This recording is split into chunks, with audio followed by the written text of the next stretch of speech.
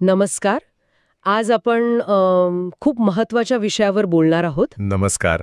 राज्यात जी नुकतीच अतिवृष्टी झाली, पूर आले, त्यामुळे शेतकऱ्यांचं प्रचंड नुकसान झालंय. हो, खरंय. आणि सरकारने त्यासाठी एक मदत पॅकेज जाहीर केलंय. त्याला आता बरेच जण ओला दुष्काळ असंही म्हणतायत. बरोबर. परिस्थितीची तीव्रता तशीच आहे. ज्याच्या आधारे आपण आज चर्चा करणार आहोत. हो, आणि आपला उद्देश फक्त आकडे सांगणं नाहीये. नाही, अगदी नाही. तर त्या पॅकेज मागे काय विचार आहे, नेहमीच्या मदतीपेक्षा हे वेगळं कसं आहे, आणि सगळ्यात महत्त्वाचं म्हणजे शेतकऱ्याला याचा कितपत आधार मिळेल हे समजून घेण्याचा प्रयत्न करूया. बरोबर. या पॅकेजचं नेमकं स्वरूप आणि महत्त्व काय आहे हे आपल्याला ह्या चर्चेतून स्पष्ट करायचंय. नक्कीच. चला तर मग सुरुवात करूया. आधी हे सांगा की हे नुकसान किती मोठं आहे, म्हणजे व्याप्ती काय आहे? सरकारने किती क्षेत्रावर नुकसान झालंय असं म्हटलंय? हो, कारण आकडेवारी खरंच खूप मोठी आहे, धक्कादायकच म्हणायला हवी. अच्छा. राज्यात साधारणपणे 1,43,00,000 हेक्टरवर पेरणी झाली होती असं एकंदरीत चित्र आहे. 1,43,00,000 हेक्टर? हो, आणि त्यातल्या तब्बल 68,00,000 हेक्टरवरच्या पिकांचं नुकसान झालंय असं सरकारी आकडेवारी म्हणते. 68,00,000 हेक्टर म्हणजे निम्म्याहून थोडं कमी, पण तरीही प्रचंड मोठं क्षेत्र झालंय हे. हो ना, खूप मोठं क्षेत्र आहे हे. हे नुकसान काही विशिष्ट भागांपुरतं आहे की राज्यभर पसरलंय? नाही, काही भाग जास्त बाधित आहेत. प्रामुख्याने 29 जिल्हे आणि त्यातले 253 तालुके जास्त प्रभावित झाले आहेत. 29 जिल्हे म्हणजे जवळपास सगळाच महाराष्ट्र आला त्यात. बराचसा भाग आला. आणि सरकारने काय केलंय तर 2059 महसुली मंडळं निवडली आहेत जिथे प्रत्यक्ष पिकांचं नुकसान झालंय तिथे मदत द्यायचा निर्णय घेतलाय. अच्छा. आणि इथे एक महत्वाचा बदल आहे. म्हणजे पूर्वी कसं असायचं, मदतीसाठी सलग 65 मिलीमीटर पावसाची अट असायची. हो, ती अट होती. ती अट यावेळी शिथिल केली आहे. म्हणजे जिथे पीक गेलंय तिथे मदत मिळेल, सरळ हिशोब. हा दृष्टिकोन महत्वाचा आहे, कारण नुसता पाऊस नाही तर नुकसानीची तीव्रता बघायला हवी. अगदी. ती 65 मिलीमीटरची अट काढणं गरजेचं होतं, कारण कधीकधी कमी वेळात खूप पाऊस पडतो आणि नुकसान करतो. बरोबर. आता थेट मदतीवर येऊया. पिकांच्या नुकसानीसाठी नक्की किती पैसे मिळणार आहेत? नेहमीपेक्षा काही वेगळं आहे का यात? हो, इथे सरकारने एक महत्वाचं पाऊल उचललंय. नेहमीपेक्षा जास्त मदत देण्याचा प्रयत्न आहे. कसं काय? आधी आपण नेहमीचे नियम बघू. म्हणजे जे NDRFचे निकष आहेत, राष्ट्रीय आपत्ती प्रतिसाद निधीचे. हो. त्यानुसार कसं आहे, कोरडवाहू शेतीसाठी हेक्टरी मिळतात 8,500 रुपये. 8,500. हंगामी बागायती असेल तर 17,000 रुपये आणि बारमाही बागायतीसाठी 22,500 रुपये प्रति हेक्टर. ही झाली आधारभूत रक्कम. बरं, पण यावेळचं नुकसान तर खूप मोठं होतं. मग फक्त एवढी मदत पुरेशी ठरली असती का? नाही, आणि हेच सरकारने ओळखलंय. म्हणून त्यांनी काय केलंय, काय भर घातलीये? तर शेतकऱ्यांना पुढच्या रब्बी हंगामासाठी बियाणं वगैरे घेता यावं, थोडं बळ मिळावं म्हणून प्रति हेक्टरी अतिरिक्त 10,000 रुपये देण्याचा निर्णय घेतलाय. अतिरिक्त 10,000 म्हणजे NDRFच्या रकमेच्या वर? हो, अगदी. NDRFची रक्कम मिळेलच, पण वर हे 10,000 रुपये राज्य सरकार देणार आहे. मग आता शेतकऱ्याच्या हातात किती येतील? कोरडवाहूसाठी किती? तर आता बघा, कोरडवाहू शेतकऱ्याला 8,500 NDRF अधिक हे 10,000 राज्य सरकार, म्हणजे एकूण 18,500 रुपये प्रति हेक्टर मिळतील. 18,500. हो. हंगामी बागायतीसाठी 17,000 अधिक 10,000 म्हणजे 27,000. 27,000. आणि बारमाही बागायतीसाठी 22,500 अधिक 10,000 म्हणजे 32,500 रुपये प्रति हेक्टर. 32,500 म्हणजे फरक खूप मोठा आहे. नक्कीच. हे आकडे लक्षणीय आहेत. यासाठी सरकारने किती मोठी तरतूद केली असेल, कारण 68,00,000 हेक्टर क्षेत्र आहे. हो, तरतूदही तशीच मोठी आहे. म्हणजे NDRFचे साधारण 6,175 कोटी आणि राज्याचे हे अतिरिक्त मदतीचे सुमारे 6,500 कोटी. म्हणजे जवळपास जवळपास 12,675 कोटी रुपये फक्त पीक नुकसान भरपाईसाठी बाजूला काढलेले दिसतात. 12,000 कोटीहून जास्त. आणि ही मदत दिवाळीपूर्वी देण्याचा प्रयत्न असेल असंही ऐकलंय. हो, तसा मानस दिसतोय. आणि ते महत्वाचं आहे. सणासुदीला पैसा हातात आला तर शेतकऱ्याला खूप मोठा आधार वाटेल. नक्कीच. वेळेवरची मदत हीच खरी मदत. बरोबर. आता या थेट मदतीशिवाय पीक विम्याचाही मुद्दा आहे. हो, तोही महत्वाचा आहे. किती शेतकऱ्यांनी विमा उतरवला होता?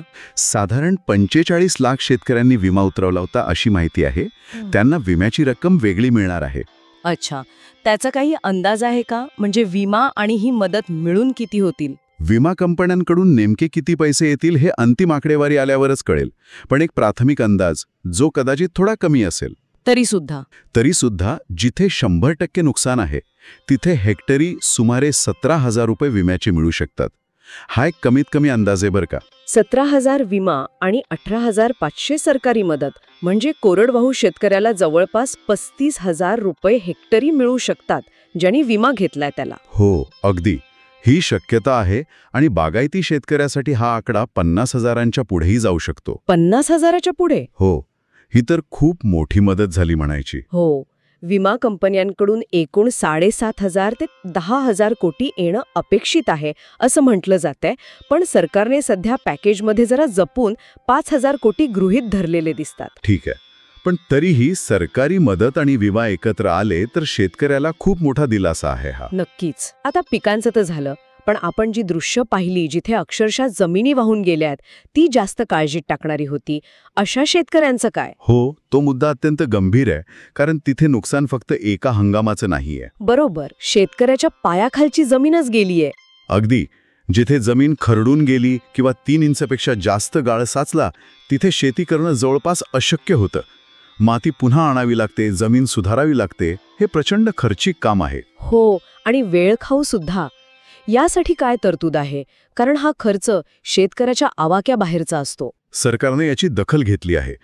यासाठी 2 प्रकारची मदत आहे. एक म्हणजे रोख मदत. प्रति हेक्टरी 47,000 रुपये रोख दिले जातील. 47,000 रुपये रोख? हो, आणि त्याशिवाय महात्मा गांधी राष्ट्रीय ग्रामीण रोजगार हमी योजना म्हणजे नरेगा. हो, मनरेगा.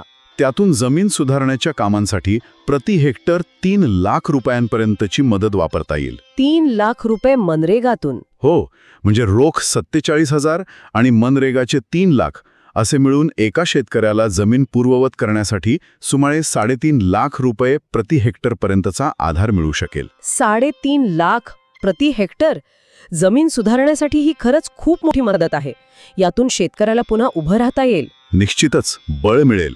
आता सरकारने या परिस्थितीला ओला दुष्काळ किंवा ओली टंचाई असं नाव दिलंय. यामागे काय विचार आहे आणि यामुळे काही विशेष उपाययोजना लागू होतात का? हो, सरकारने हे शब्द वापरले आहेत. ओला दुष्काळ मानून ज्या सवलती कोरड्या दुष्काळात लागू होतात त्या इथेही लागू करण्याचा निर्णय घेतलाय. ओला दुष्काळ हा शब्द जरा वेगळा वाटतो ना? ओला पण आणि दुष्काळ पण. बरोबर आहे, विरोधाभासी वाटतो, पण त्याचा अर्थ काय की पावसाच्या अतिरेकामुळे नुकसान इतकं झालंय की परिस्थिती दुष्काळासारखीच गंभीर आहे. अच्छा, म्हणजे पिकं गेली, जमीन गेली. हो, उत्पन्न थांबलं, जसं कोरड्या दुष्काळात होतं. फक्त इथे कारण पाणी जास्त असणं आहे, कमी असणं नाही. समजलं. मग या ओल्या दुष्काळात कोणत्या सवलती मिळतात?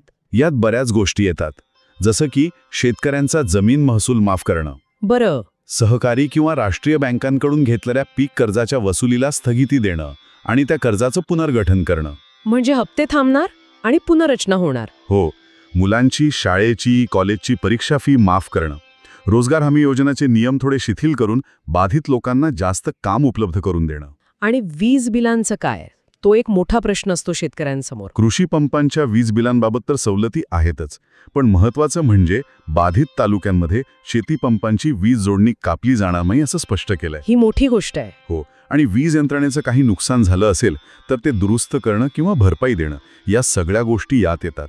म्हणजे दुष्काळ निवारणाच्या ज्या मानक कार्यपद्धती SOPs आहेत त्या लागू केल्या आहेत. ठीक आहे, म्हणजे पीक, जमीन आणि दुष्काळ सदृश्य सवलती हे मुद्दे झाले. या पलीकडे घरांचं, जनावरांचं पण खूप नुकसान झालंय. त्याबद्दल काय मदत आहे? हो, त्याचाही विचार पॅकेजमध्ये दिसतोय. सगळ्यात आधी म्हणजे या आपत्तीत ज्या व्यक्तींचा मृत्यू झाला किंवा जे जखमी झाले त्यांना नियमानुसार मदत दिली गेलीये असं स्पष्टीकरण आहे. आणि घरं, अनेकांची घरं पडली, नुकसान झालं. पूर्णपणे पडलेल्या घरांसाठी प्रधानमंत्री आवास योजनेतून नवं घर बांधून दिलं जाईल. त्याचा सगळा खर्च सरकार करणार आहे. अच्छा, म्हणजे पूर्ण घर मिळणार. हो, आणि ज्या घरांचं थोडं नुकसान झालंय, अंशतः पडझड झालीय किंवा कच्च्या घरांचं, झोपड्यांचं नुकसान झालंय, त्यांनाही मदतीची तरतूद आहे. आणि इथे काही विशेष बाब आहे का? हो, एक विशेष बाब म्हणजे जे डोंगरी किंवा दुर्गम भागात राहतात त्यांच्या घरांसाठी 10,000 रुपये जास्त मदत मिळेल. चांगली गोष्ट आहे ही. आता गोठे, दुकानं आणि जनावरं, शेतकऱ्यांसाठी जनावरं खूप महत्वाची असतात. अगदी. त्यांच्यासाठीही तरतूद आहे. गोठ्यांच्या नुकसानीसाठी स्वतंत्र मदत आहे. छोटे दुकानदार ज्यांचा व्यवसाय थांबला त्यांना 50,000 रुपयांपर्यंत मदत मिळेल. 50,000 दुकानदारांना? हो. आणि जनावरांसाठीची मदत पण वाढवली आहे. दुधाळ जनावरांसाठी म्हणजे गाय, म्हैस यांच्यासाठी प्रति जनावर 37,500 रुपयांपर्यंत मदत आहे. 37,500 प्रति जनावर? आणि इथे NDRFची अट होती की फक्त 3 जनावरांपर्यंतच मदत मिळते. ती अट राज्य सरकारने काढली आहे. अच्छा, म्हणजे शेतकऱ्याची कितीही जनावरं गेली असली तरी प्रत्येकाला मदत मिळेल? हो, तसंच दिसतंय. ओडकामाच्या बैलांसाठी प्रति जनावर 32,000 रुपये आहेत आणि कोंबड्यांसाठी सुद्धा प्रति कोंबडी 100 रुपये दराने मदत आहे. ही मर्यादा काढणं खरंच महत्वाचं होतं, कारण अनेकांकडे जास्त जनावरं असतात. बरं, विहिरींचंही नुकसान होतं अशा वेळी. गाळ जातो, पडझड होते, त्याबद्दल काही? हो, आणि ही गोष्ट विशेष आहे, कारण विहिरींच्या नुकसानीसाठी NDRFमध्ये काही तरतूद नाहीये. अच्छा, म्हणजे केंद्राच्या नियमात नाहीये? नाही. तरीही राज्य सरकारने विशेष बाब म्हणून पुढाकार घेतलाय. प्रत्येक नुकसानग्रस्त विहिरीच्या दुरुस्तीसाठी किंवा गाळ काढण्यासाठी 30,000 रुपयांची मदत जाहीर केली आहे. 30,000 रुपये प्रति विहीर? ही पूर्णपणे राज्याची मदत झाली मग? हो, ही राज्याच्या निधीतून आहे. आणि यासोबतच गरजेनुसार अन्नधान्य किट्सचं वाटपही सुरू आहे किंवा केलं जाईल. म्हटलं की रस्ते, पूल यांचंही नुकसान होतं, गावांचा संपर्क तुटतो, त्या पायाभूत सुविधांचं काय? बरोबर, त्याचाही विचार केलाय. ग्रामीण भागातल्या पायाभूत सुविधा म्हणजे रस्ते, पूल, साकव यांच्या दुरुस्ती आणि पुनर्बांधणीसाठी 10,000 कोटी रुपयांची तरतूद केली आहे. 10,000 कोटी रुपये फक्त इन्फ्रास्ट्रक्चरसाठी? हो. आणि त्याशिवाय प्रत्येक जिल्ह्याची जी नियोजन समिती असते, DPDC, हो, जिल्हा नियोजन समिती, त्यांना त्यांच्या एकूण निधीपैकी 5% निधी म्हणजे राज्यभरात मिळून साधारण 550 कोटी रुपये तातडीने पूरग्रस्त भागातील कामांसाठी वापरायची परवानगी दिली आहे. म्हणजे तातडीची दुरुस्ती DPDC फंडातूनही करता येईल? अगदी. म्हणजे हे सगळं ऐकल्यावर असं वाटतंय की हे खूपच व्यापक पॅकेज आहे. पीक, जमीन, घरं, जनावरं, दुकानदार, पायाभूत सुविधा, विहिरी, सगळ्याचा विचार दिसतोय. याची एकूण गोळाबेरीज किती होते? म्हणजे पॅकेजचा एकूण आकार किती मोठा आहे?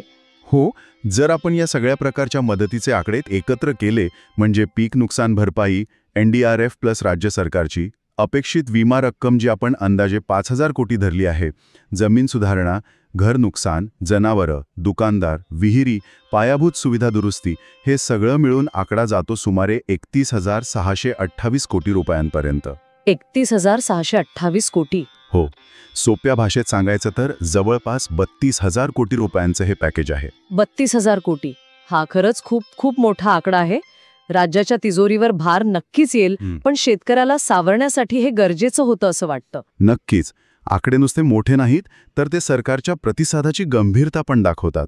शेतकऱ्याला या संकटातून बाहेर काढण्यासाठी आणि पुन्हा उभं करण्यासाठी हा एक मोठा आर्थिक आधार ठरू शकतो. तर आजच्या चर्चेतून एक गोष्ट अगदी स्पष्ट झाली की सरकारने ओल्या दुष्काळामुळे नुकसान झालेल्या शेतकऱ्यांसाठी फक्त घोषणा केली नाहीये, तर एक सविस्तर आणि भरीव मदत योजना आणली आहे. बरोबर. यात तात्काळ मदत तर आहेच, पण रब्बी हंगाम किंवा जमीन सुधारणेसारख्या भविष्याचा विचार करणाऱ्या गोष्टी पण आहेत. हो. आणि NDRFच्या नियमांच्या पुढे जाऊन मदत वाढवणं किंवा विहिरीसारखी नवीन मदत देणं, जनावरांची मर्यादा काढणं, हे या पॅकेजचं वैशिष्ट्य आहे. अगदी.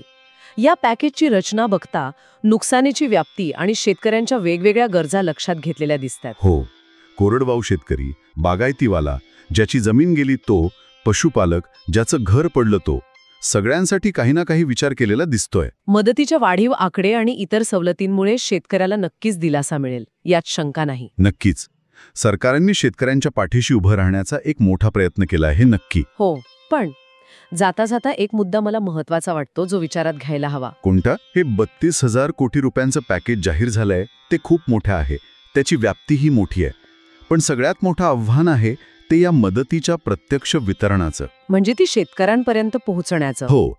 इतक्या मोठ्या क्षेत्रावर लाखो शेतकऱ्यांपर्यंत ही मदत पारदर्शकपणे, प्रभावीपणे आणि महत्त्वाचं म्हणजे वेळेवर, दिवाळीपूर्वी पोहोचवणं, हे प्रशासकीय यंत्रणेसमोर एक प्रचंड मोठं आव्हान असणार आहे. बरोबर आहे.